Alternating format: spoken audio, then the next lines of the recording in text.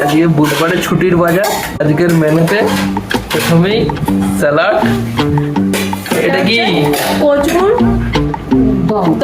কচুর দম, এদিকে হয়েছে কেচাপ আর ভাত। চলো চলো তাহলে ভাতটা বেড়ে ফেলো।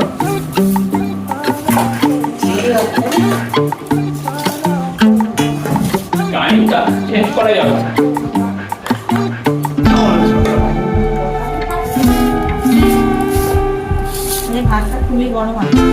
গরম আছে ভাত,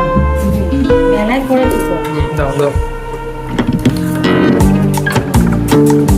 অল্প অল্প অল্প, আমার তো এইটা দিয়েই হয়ে যাবে খাওয়া।